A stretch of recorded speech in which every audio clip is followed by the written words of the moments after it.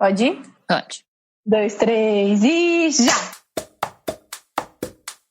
Aqui é a Ana Bacarini. Aqui é a Cecília Parreira. E esse é o...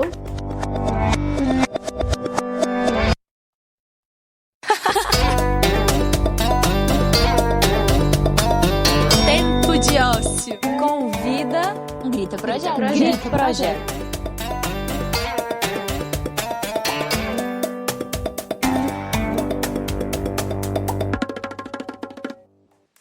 Olá, ouvintes queridas, queridos e querides. Mais um Pílulas Urgentes que começa agora. Relembrando que teremos por aqui esses programas de até 20 minutos. Pílulas bem informativas e falando sobre temas atuais e, claro, urgentes. E nessa primeira edição do Pílulas Urgentes, estamos recebendo aqui um projeto que a gente ama, o Grita, fundado por 4 moças incríveis, a Beatriz Rodrigues, a Isabel Santiago, a Luana Abreu e a Lara Randan. O Grita Projeto tem como objetivo amplificar a voz de mulheres e tem se destacado nas redes sociais por seus conteúdos assertivos e necessários. Nesta Pílula Urgente, você vai ouvir sobre um dos desdobramentos da nossa primeira pílula. O que é feminismo? Que foi maravilhosamente apresentada pela Bel e pela Bia. Um tema também relacionado a nós, mulheres, mas que tem impacto direto na construção da nossa sociedade e nas micro e macro políticas. Sem mais delongas, com vocês, Grita Projeto. Ei, gente, eu sou a Lara. Eu sou a Bel. E nós somos cofundadoras do Grita. E o nosso papo de hoje é sobre... mulheres no mercado de trabalho. Gostou? Então vem com a gente. Pílulas Urgentes. Vamos nos situar. Nesse primeiro episódio, nós vamos falar sobre... Tópico 1, contexto histórico. Tópico 2, desigualdade salarial e diferença de oportunidades entre os gêneros. Vamos comentar também sobre dados relevantes. Papéis sociais e estereótipos de gênero. E por último, mas não menos importante, a importância da representatividade. Então vamos de primeiro tópico. Conta pra gente o contexto histórico, Bel. Então, gente, desde sempre as mulheres estiveram presentes no mercado de trabalho, né? Mas os registros que falam sobre isso são bastante escassos, porque a história sempre foi escrita por homens, colocando eles como protagonistas. Os estudos começaram a apontar uma participação feminina mais efetiva a partir do período feudal, porque elas eram o grupo mais numeroso da época. Entretanto, porém, todavia, pouco se fala dessa participação ativa. Essa relação acontece porque as mulheres tinham como profissão a servidão, e dessa forma, o trabalho doméstico era visto como inferior e de menos importância. Não eram valorizados e nunca foram vistos como trabalho, e sim como dever e obrigação. Pois é, né, amiga? Acho que quem diz que dona de casa ou trabalhadora doméstica não faz nada, nem sabe do que está falando. É um trabalho muito cansativo e que você não tem férias nunca, porque cuidar da casa tem que ser diário. Exatamente, amiga. É impressionante como que isso tem impactos até hoje, né? Mas a gente já falou um pouquinho sobre isso no episódio anterior, né, meninas? E você, ouvinte, que ainda não escutou, assim que acabar aqui, você sai correndo e vai lá escutar. Pois é, mas enfim. A força braçal da mulher começa a ser reconhecida com a Revolução Industrial, porque a indústria, né, que estava começando a se formar, precisava de uma mão de obra em larga escala e barata.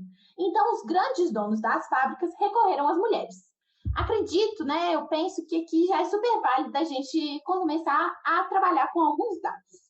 De acordo com o estudo da Margaret Hago, uma professora de História da Unicamp, as mulheres operárias estrangeiras, por exemplo, do censo de 1890, representavam 34% dos operários. Já em 1894, a participação de mão de obra feminina na indústria têxtil da cidade de São Paulo representava 68% do total de operários. Mesmo sendo a maior força de trabalho dentro das fábricas, as mulheres eram super desvalorizadas, tendo que arcar com salários inferiores e constante abuso de seus patrões, tanto na esfera psicológica quanto na esfera sexual. Por conta desses abusos e diversos outros, as mulheres elas se viram na necessidade de organizar um movimento social mais concreto, sabe? Que lutasse lutasse justamente por seus direitos. E é aqui que surge a primeira onda do feminismo. Ah, e tem aquele filme que fala justamente sobre isso, né? Sim, chama As Sufragistas. Eu vi quando lançou e eu amei. Esse mesmo, amiga. Você ouvinte, depois daqui vai lá assistir porque é muito bom. Vai mesmo, viu? Vale muito a pena. Mas enfim, continuando nesse assunto, apesar do grande número de trabalhadoras presentes nas primeiras fábricas brasileiras, engana-se quem pensa que elas foram substituindo os homens e conquistando o mercado de trabalho. Muito pelo contrário, né, Bel? As mulheres vão sendo gradativamente expulsas das fábricas, na medida em que avança a industrialização e que há a incorporação da força de trabalho masculina. Tanto é que, no levantamento de 1901 do estado de São Paulo, elas totalizaram 50% dos operários, sendo que 7 anos antes elas eram quase 70%. E a substituição da força de trabalho feminina pela masculina não deve ser confundida com falta de capacidade de organização e luta, viu? Longe disso, né, minha gente? As operárias brasileiras, assim como as europeias, além de se posicionarem contra o assédio sexual, também lutavam por melhores salários, pela redução da carga horária e melhores condições de trabalho. As barreiras enfrentadas pelas mulheres para participar do mundo dos negócios sempre foi muito grande, independentemente da classe social que pertenciam. Da variação salarial à intimidação física, elas tiveram sempre que lutar contra inúmeros obstáculos para ingressar num campo definido pelos homens como naturalmente masculino. Pois é, Bel, já vou aproveitar o gancho para começar o segundo tópico: desigualdade salarial e diferença de oportunidades entre os gêneros. Bora falar disso? Mete bronca.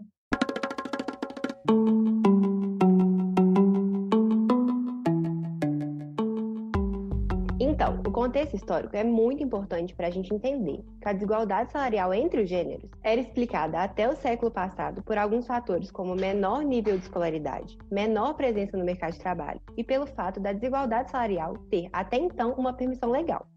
Além disso, outro fator importante era a estruturação das funções sociais por gênero. E esses fatores teoricamente limitadores não existem mais, né? As lutas feministas permitiram avanços importantes nas últimas décadas, mas esses avanços ainda não refletiram na realidade do mercado de trabalho atual.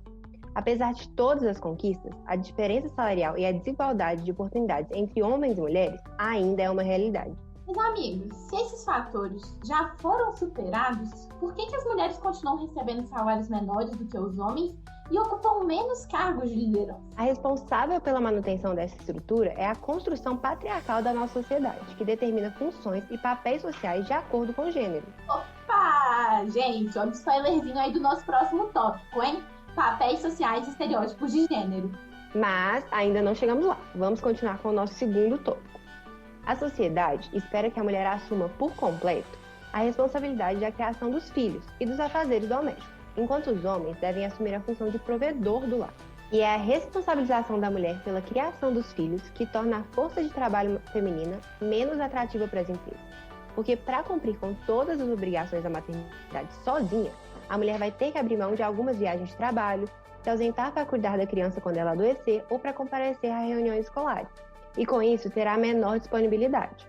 Então, Bel, enquanto a sociedade continuar cobrando das mulheres a responsabilidade de criar e cuidar dos filhos e não responsabilizar os homens por essa função, a desigualdade salarial e a diferença de oportunidades entre os gêneros vai persistir. O homem ele também tem a obrigação de cuidar dos filhos, né? Tem que ser um papel compartilhado. E eu acho que nesse momento vale muito a pena a gente trazer outros dados, né? Para embasar a nossa conversa, porque mulher também faz pesquisa. Com certeza. Estamos presentes em todos os lugares, mesmo que alguns e outros queiram nos invisibilizar. E vamos de dados, então. O mercado de trabalho brasileiro ainda é super injusto e abusivo com as mulheres, tanto em relação às vagas disponíveis quanto aos salários pagos pelos empregadores. De acordo com um estudo produzido pela Oxfam Brasil, a diferença de salário entre os gêneros atinge todas as classes sociais. E nesse mesmo estudo, aponta que as mulheres receberam 70% dos salários dos homens. Ou seja, enquanto os homens ganhavam R$1.000 por mês, por exemplo, as mulheres ganhavam R$700. E além disso tudo, a mulher tem uma validade super pequena no mercado de trabalho, por ter como função biológica a reprodução. Se liga nesses dados. 15% das mulheres são demitidas 2 meses depois da licença maternidade. E 48% são demitidas só 7 meses depois da licença maternidade. Isso é um trem muito doido, né? Onde já se viu ser demitida porque reproduz? Não faz sentido nenhum. Além disso, uma pesquisa do IBGE apontou que 47% das mães já abriram mão de alguma oportunidade de emprego melhor ou de promoções, porque sabiam que teriam dificuldades em conciliar filhos e vida profissional. Muito triste isso, Bel. E a gente ainda tem que ouvir que feminismo é mimimi. Isso tudo é um reflexo da imposição dos papéis sociais. Além de todas as disparidades que já conversamos, ainda temos que romper com as barreiras dos estereótipos de gênero. Pois é, Larinha, é muito complicado viver numa sociedade que ainda reproduz esses valores. Mas vamos entrar no nosso próximo tópico, né, gente? Papéis sociais e estereótipos de gênero. É aquele papo de que tal profissão é de mulher e tal mercado é muito masculino, né? Exatamente isso, Bel. Nós mulheres estamos cada vez mais presentes nos mais diversos mercados e espaços. E ainda assim, eu recebo olhares tortos quando eu falo que estou fazendo engenharia, como se fosse coisa de homem. Que ruim que você ainda tem que passar por esse tipo de coisa, sabe? Sinceramente. Essas violências, elas acabam com a gente. E a gente tem sempre que lembrar que isso não existe. Tudo é uma construção social. Isso mesmo, Bel. Se a gente parar para reparar, as profissões ditas como femininas são normalmente aquelas relacionadas ao cuidado, reforçando a imposição da vocação maternal às mulheres. E a gente escuta aquela conversa pautada na maternidade compulsória de que toda mulher nasce pronta para ser mãe. Mas a gente esquece que desde criança somos ensinadas e incentivadas a realizar esse papel. Basta ir na seção de brinquedos para meninas nas lojas. Nossos primeiros brinquedos são bonecas, bercinhos, mamadeiras, mini cozinha, todos relacionados à maternidade e às tarefas domésticas. Verdade. E é muito importante a gente conversar sobre isso, né? Porque a gente retoma a conversa da desigualdade salarial. Se você para refletir, as profissões designadas para as mulheres são as mais desvalorizadas e com os menores salários. O papel social imposto para as mulheres é desvalorizado em casa e no mercado de trabalho. As profissões relacionadas ao cuidado são vistas como menos importantes e, por isso, são menos valorizadas. E, além de tudo isso, nós mulheres somos subrepresentadas no mercado de trabalho em filmes, séries e programas de televisão. E aí a gente já entra no papo de representatividade, né?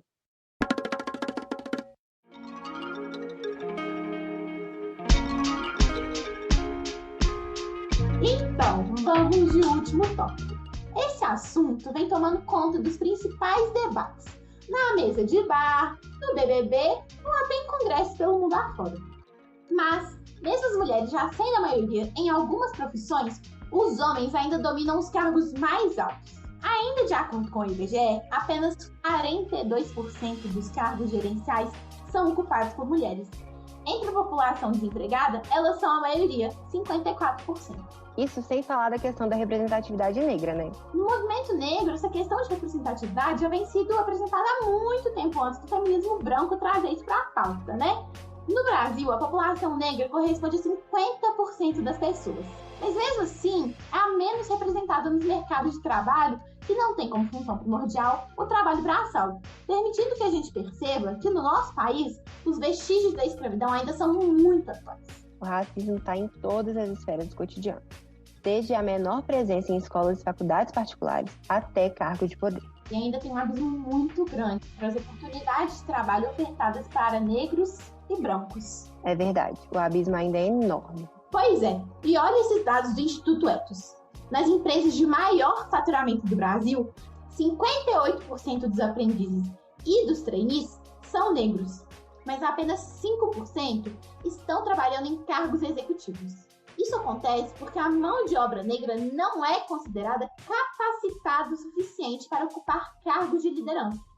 E a ausência de pessoas negras nesses espaços diminui, para não dizer exclui, a possibilidade de jovens negros que estão ingressando no mercado de trabalho se inspirarem em grandes profissionais com os quais se identificam. Pois é, Bel, não dá para negar a importância da representatividade. Não mesmo. Se enxergar nos mais diversos espaços é crucial. Todas as mulheres merecem um espaço de trabalho saudável que promova o respeito. E lembrando que tudo que a gente falou aqui é só uma pontinha do iceberg. Vale a pena ler, trocar ideias, assistir filmes que abordam o assunto. Então é isso, galera. Finalizamos por aqui. Esperamos que tenham gostado. E que tenha dado pra gente refletir bastante sobre as mulheres no mercado de trabalho. Curte, compartilha e segue o Tempo de Ócio, vulgo o melhor podcast do Brasil. E segue o Grita também, né? Claro! Ai, menina, hora do merchan, então. Sai daqui e corre lá no @gritaprojeto no Instagram, viu, minha gente? Um beijo enorme, muito obrigada por escutarem tudo. Tintim por tintim. Um beijo e nos vemos no próximo Pílulas Urgentes. Ah, tudo que é bom dura pouco, né? Mas já já tem mais. Fiquem ligadas e ligados que tem muita pauta quente pra gente poder pôr na roda pra conversar, refletir e, enfim, agir, né? Bel e Lara, lacradoras do Grita Projeto. O Tempo de Ócio agradece demais pela excelência em comunicar essas informações tão sérias e importantes. E ainda com uma pitada de leveza e bom humor. E você, ouvinte, gostou? Compartilha com seus amigos e amigas, isso faz toda a diferença e é uma forma de valorizar o nosso trabalho e esse conteúdo que produzimos junto com o Grita Projeto com tanto carinho. Até logo, meus queridos! Beijão e até a próxima!